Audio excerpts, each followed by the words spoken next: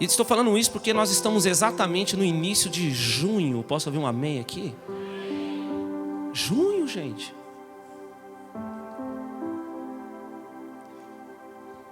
E às vezes quando vai chegando nessa época do ano, a gente se depara com algumas realidades que a gente talvez gostaria que tivesse acontecido.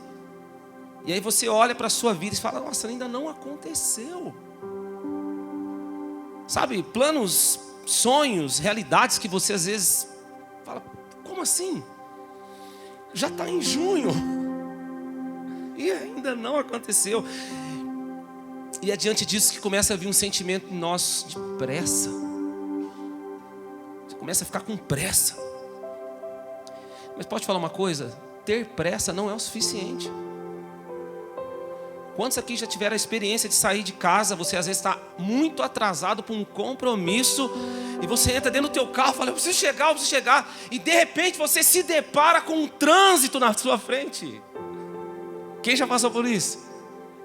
E aí você, como um bom cristão, você lá do carro fica, aleluia. Louvado seja o nome de Jesus. Deus é bom. E aí, tudo bem? Vai, passa aí, vai, nos cruzamentos, passa, vai, eu te dou o lugar, vai. É assim que você faz, não é?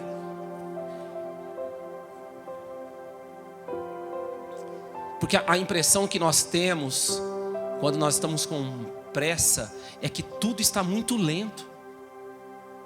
Que as pessoas estão devagar demais, que as coisas estão muito lentas, que tudo na nossa vida está muito devagar. Quem sabe você não entrou aqui hoje tendo esse sentimento, parece que está tudo muito devagar, parece que as coisas demoram para acontecer. O que está acontecendo? É porque você está com pressa. E eu quero falar uma coisa para você, não adianta só ter pressa. Nós precisamos de algo a mais. O que será que a gente precisa? A Bíblia fala de um homem, 1 Reis capítulo 18, lá no versículo 45, de um homem, de um rei na verdade. Ele estava com muita pressa. Presta atenção. Em pouco tempo o céu se escureceu com as nuvens e veio um vento e caiu uma tempestade. E Acabe, olha aí, o rei Acabe subiu no carro e foi para Jezreel. Mas a mão do Senhor estava sobre Elias. E ele colocou o seu cinto e veio correndo na frente de Acabe até a entrada de Jezreel. Gente, o rei Acabe estava lá no seu carro, lógico, né, gente? Então, vamos entender que tipo de carro que era naquele tempo. Vamos entender. Mas ele estava ali no seu carro e eles estavam correndo porque eles não queriam ser pegos pela chuva. Mas o fato é que Elias, que apesar de não estar em um carro, apesar de estar correndo a pé, ele estava na frente de Acabe. Por quê? Presta atenção nisso.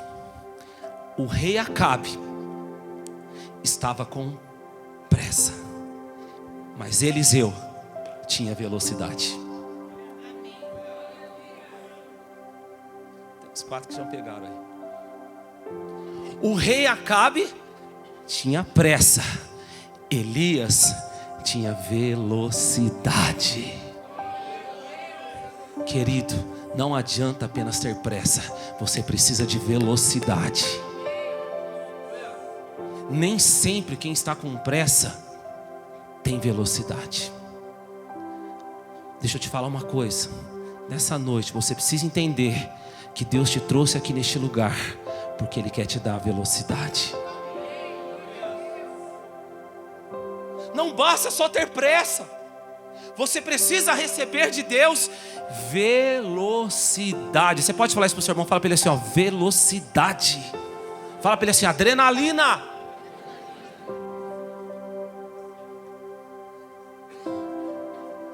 Vento batendo no rosto, vamos lá. Porque a mão, olha, pega isso que eu estou te falando. Vocês estão comigo, que igreja? Vocês vão me ajudar a pregar aqui, dando glória a Deus, aleluia. Vocês vêm comigo nessa palavra? Apesar do rei Acabe estar em um carro e Elias estar a pé, porque a mão poderosa de Deus estava sobre Elias, ele correu na frente de Acabe. Se a mão poderosa de Deus estiver sobre... Não, eu vou falar só se você receber. Levante a sua mão, você vai receber isso. Você tem que receber isso essa noite. Se a mão poderosa de Deus estiver sobre a tua vida, ainda que você tenha menos recurso, Deus vai dar velocidade para você, e você não vai mais ficar para trás, você vai chegar na frente. Chega de ser aquela pessoa que sempre fica para trás. Deus quer colocar você na frente. E quem está recebendo essa palavra aqui essa noite, está na hora de você ficar na frente. Chega de ficar atrás. Deus quer colocar você como linha de frente.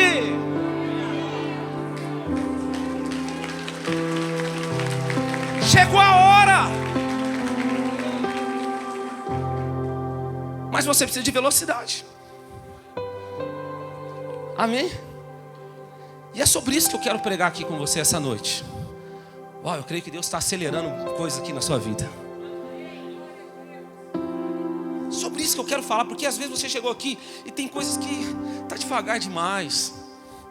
Está na hora disso acontecer mais rápido. Ei, vocês estão entendendo o que eu estou falando aqui? Que Deus está acelerando. Fala para o seu irmão assim, Deus está acelerando você hoje aqui, filho. Pegando essa passagem incrível, a história de Elias, aquilo que ele estava vivendo, nós temos aqui algumas chaves para que nós possamos ser velozes. Diga assim comigo: velozes e fervorosos. Você achou que ia falar, hein? Fala para o teu vizinho, fala assim, velozes e fervorosos. Bata na mão dele para ele acreditar, fala assim, velozes e fervorosos.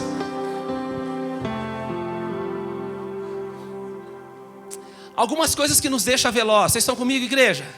Primeira coisa, versículo 43, diz assim: então Elias disse a Acabe: sobe, come e bebe, porque há trovoadas de uma tempestade.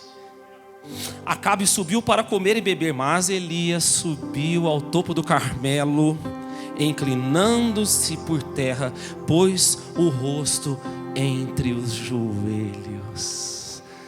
A primeira coisa que eu quero falar aqui para você que nos deixa veloz se chama oração.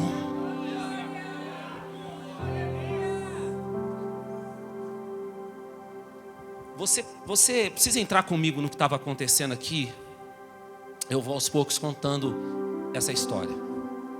Porque o profeta Elias manda dar um aviso para o rei Acabe. Num lugar que não chovia 3 anos e 6 meses. 3 anos e 6 meses. Seca. O profeta manda falar para o rei. Fala para ele que está vindo chuva. Chuva é sinal de bênção. Está vindo chuva. Que responsabilidade. Vamos dizer essa palavra? Responsabilidade. Diante dessa responsabilidade que ele estava carregando agora, o que ele fez? Orar. Cada pessoa que está aqui essa noite carrega algum tipo de responsabilidade. Tem algum tipo de responsabilidade. Talvez de ser um bom pai, de ter que ser um bom pai, uma boa mãe.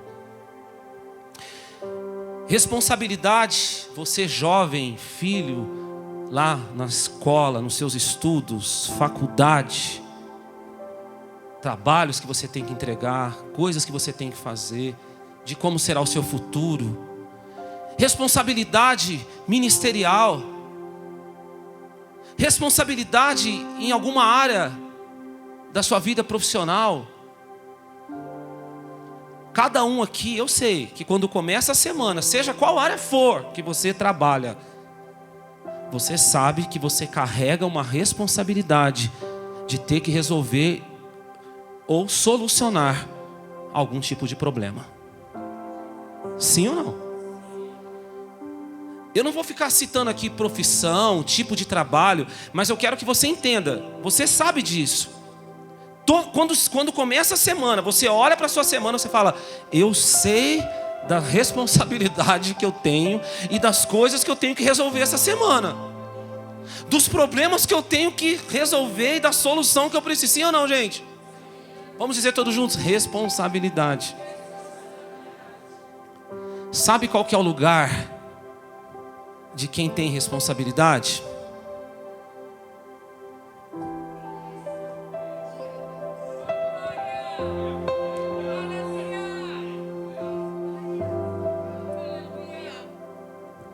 Esse é o lugar que nós somos mais velozes.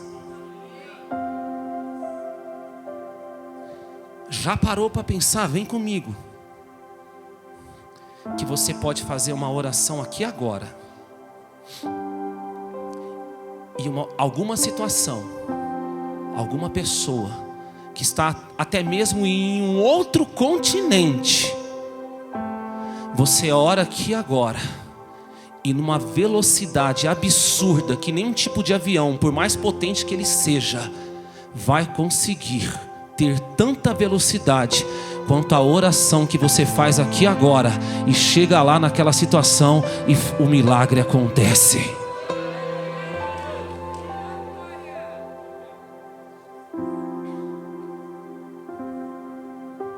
Uma oração, ei queridos, vocês estão entendendo essa palavra aqui? Uma oração que você faz de uma forma tão veloz. Ei, nós precisamos entender que hoje, que o lugar mais veloz é parado na presença de Deus. Você acha que você está perdendo tempo aqui hoje? Você não tem noção da velocidade de quanto você está aqui, das coisas que Deus está mudando na tua vida.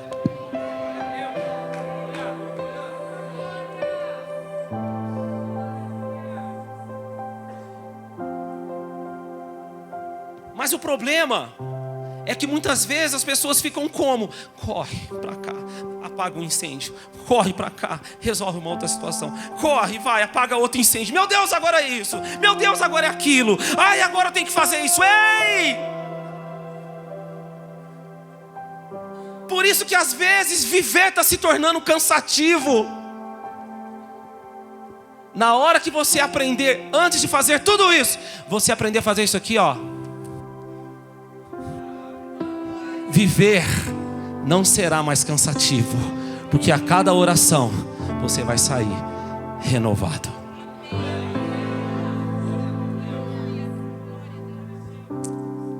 Eu aprendi isso.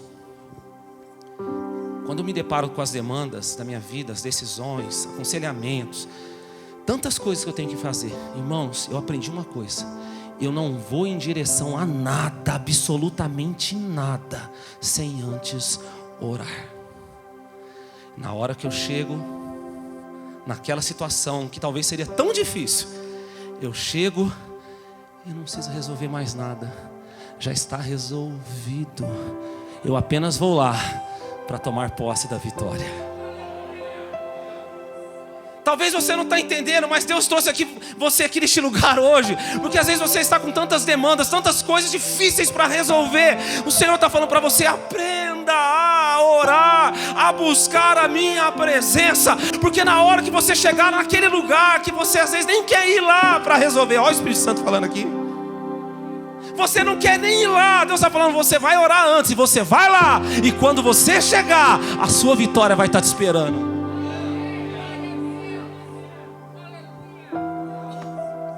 Vamos dizer comigo: oração.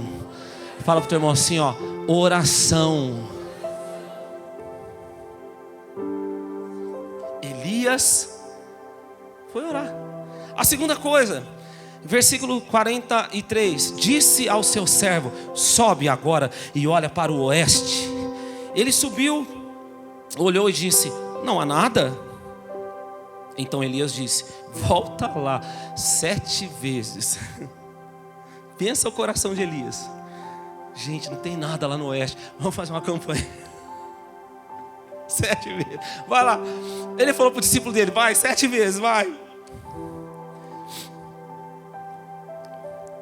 Disse ao seu servo: sobe agora e olha para o oeste. Ele subiu e olhou e disse: não há nada. Vai lá 7 vezes. Versículo 44. Na 7ª vez, disse: há uma nuvem que se levanta do mar, do tamanho da mão de um homem. Então Elias disse: sobe e diz a Acabe: prepara o teu carro e desce, antes que a chuva te impeça. A segunda coisa, vocês estão comigo aqui, igreja? Olha outra coisa que vai te turbinar aqui, que você vai pegar velocidade, amém? Segunda coisa, fé. Vamos dizer todos juntos? Fé. Elias manda falar para Acabe que a chuva está vindo. Aí ele chega para os seus discípulos e fala assim: ó, faz o seguinte, vai lá no oeste e vê se tem algum sinal de chuva. Aí o camarada vai lá, discípulo: Elias, não tem nada não. Aí volta lá 7 vezes. Foi 6 vezes nada. Na 7ª vez, uma nuvenzinha do tamanho da mão de um homem. Gente, vem comigo aqui. Vocês estão comigo essa palavra? O que é uma nuvenzinha do tamanho da mão de um homem num lugar que não chovia 3 anos e 6 meses? Era um sinal para Elias desanimar. Sim ou não? Sabe aquele negócio que às vezes você está lá: Senhor, dá um sinal. Deus, se nessa noite o Ministério do Louvor cantar aquela música, é o sinal. O Ministério do Louvor não canta. Quem já viveu isso? Não precisa levantar a mão. O que Elias faz? Fala para o rei Acabe que a chuva está chegando. Sabe o que é isso? Fé.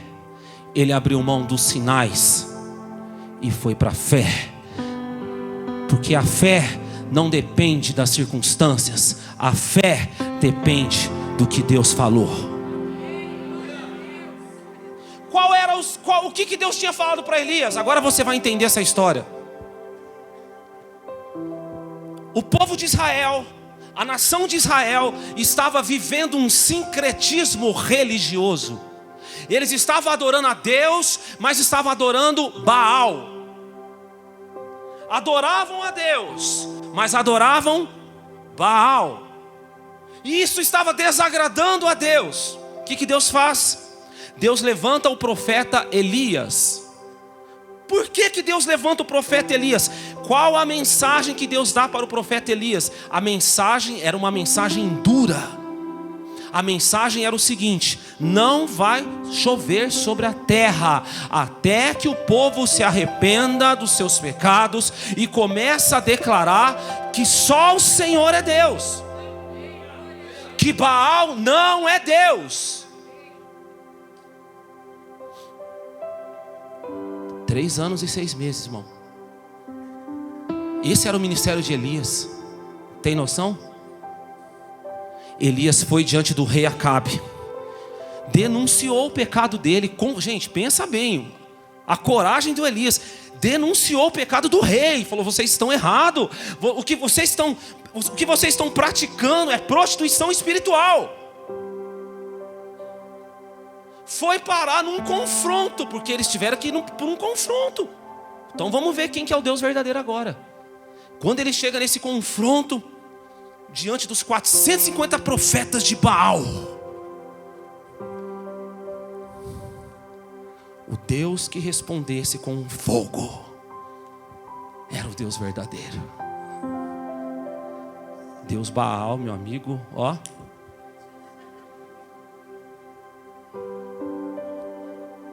E os profetas de Baal lá, eu tô resumindo a história para você, tá em Reis aqui. E os profetas lá: Baal, Baal, vai Baal, dá um oizinho aí, Baal.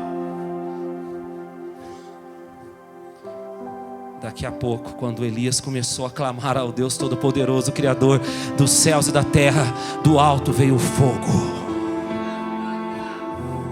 Quando isso aconteceu, a nação novamente começou a clamar: só o Senhor é Deus.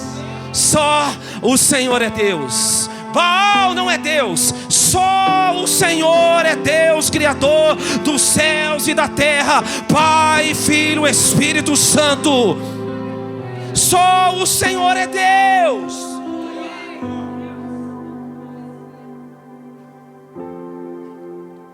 Por isso que Elias estava falando: pode falar com o rei que a chuva está chegando, porque o povo clamou: só o Senhor é Deus. Ei, vocês vêm comigo aqui nessa palavra. Agora você precisa entender uma coisa. Se tem alguma área na tua vida que ainda não teve arrependimento, que ainda tem Baal, ainda que tenha lindos sinais, não tem chuva chegando, meu irmão. Não deixe o inimigo te enganar. Não teve arrependimento naquela área, tem Baal naquela área. Não teve arrependimento, mas eu estou sentindo arrepio, pastor. Vai ficar sentindo arrepio pro resto da vida. Não tem chuva, não tem bênção. Mas eu digo para você que aquela área da sua vida que teve arrependimento, teve mudança, não tem Baal, ainda que os sinais sejam totalmente contrários, como uma mãozinha do tamanho da mão de um homem, pode começar a celebrar que a chuva de Deus está chegando. A bênção de Deus está vindo. Sabe, eu tenho que falar isso para você, igreja, porque tem gente que às vezes está com a vida tudo errada, mas aí sentiu um arrepio. Não vai vir chuva, filho. É seca. E aí não adianta você culpar as pessoas por aquilo que Deus ainda não quis fazer com você. Mas na hora que só o Senhor for Deus, que Baal cair, que tiver arrependimento, chuva, meu irmão, se prepara que é um tempo de chuva. Eu creio, meu irmão, que está chegando um tempo de chuva para a tua vida. Ainda que os sinais sejam totalmente contrários, ainda que você só veja como Elias, uma mãozinha, um pequeno sinalzinho, não tem problema. Se não tem mais Baal, a chuva está chegando. Mas tem mais uma coisa que nos deixa velozes. Quantos querem ser? Fala para o seu irmão assim, ó, velozes e fervorosos. Versículo 45 diz assim: em pouco tempo o céu se escureceu com as nuvens e veio um vento e caiu uma tempestade. Acabe subiu ao carro e foi para Jezreel. A mão do Senhor estava sobre Elias. Você pode dar uma glória a Deus? E ele colocou o seu cinto. Diga assim, o cinto. Ué, por que um cinto? E veio correndo na frente de Acabe até a entrada de Jezreel. Ele colocou um cinto. Aqui está a terceira chave. Quem quer ser veloz aqui? Você precisa saber qual é a sua identidade em Deus. Vou explicar esse mistério para você. A Bíblia fala que ele colocou o cinto. Sabe por quê? Naquele tempo o cinto não era só uma parte da vestimenta. O cinto mostrava a identidade da pessoa, o que ela era. Elias usava um cinto de couro. Isso mostrava que ele era um profeta. Se você ler nos evangelhos, você vai ver que João Batista, aquele que preparou o caminho do Senhor, o cinto dele era de couro. Elias simboliza o ministério de João Batista. O próprio Senhor Jesus disse isso. E Elias e João Batista simboliza o ministério de Elias. É tipo era o RG deles. Quem está entendendo isso aqui? Você pode dizer comigo assim, identidade. Deixa eu te fazer uma pergunta. Qual é a sua identidade em Deus? Por que você está nesse mundo? Você já parou para pensar nisso? Qual é o seu propósito? A maior tragédia da vida não é a morte, é uma vida sem propósito. Tem gente que acha que a tragédia é a morte. Ah, morreu! A maior tragédia da vida não é a morte, é uma vida sem propósito. Qual é a sua identidade? Quando você não sabe qual é a sua identidade, você vai viver tentando ser quem você não é. E quando você vive tentando ser quem você não é, você vai em direção a sonhos, promessas que Deus não tem para você. E você com isso vai ficando lento. Cabeçada daqui, cabeçada dali, porque você está indo em direção àquilo que não é para você. Quando você não sabe a sua identidade, você quer ver outra coisa? Você tenta ser o que todo mundo quer que você seja.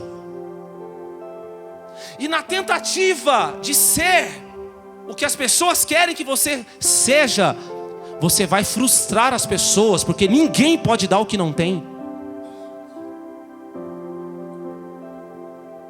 Quando você não sabe a sua identidade, sabe o que vai acontecer? Você vai acreditar no que o inimigo está falando para você. Ele chega para você e fala assim: olha, você é um fracassado, você é um derrotado. Aí, ó, você é um doente mesmo. Você não vai dar em nada. Tá vendo? Você sempre fica para trás. Quando você sabe quem você é em Deus, aleluia, quem está comigo nessa palavra? Quando você coloca o seu cinto, quando você sabe quem você é em Deus, quando Deus te revela, você vai em direção apenas àquilo que Deus tem para a tua vida. Aí, sonhos e promessa não será uma tentativa, será um cumprimento. Quando você sabe quem você é em Deus, você nunca mais vai tentando fazer e ser quem as pessoas querem que você seja. Você vai ser quem Deus quer que você seja. E quando você é quem Deus quer que você seja, você vai ter algo para liberar, você vai ter algo para entregar, porque todo mundo tem algo para liberar. E aí você não vai mais decepcionar pessoas, você vai abençoar as pessoas. Ei! Quando você tem a sua identidade, quando você sabe quem você é em Deus, quem está comigo aqui nessa palavra, o inimigo não vai mais conseguir falar nada para você. Ele não vai, sabe, você não vai acreditar mais nele, porque você vai falar para ele quem ele é. Olha aqui, inimigo, eu sei quem você é. Você é um condenado. Eu sei até do seu futuro, que é lá no lago de enxofre, é lá no lago do fogo que arde com enxofre. Eu não, eu sou filho de Deus por meio de Jesus, e o meu futuro é eternamente com Cristo.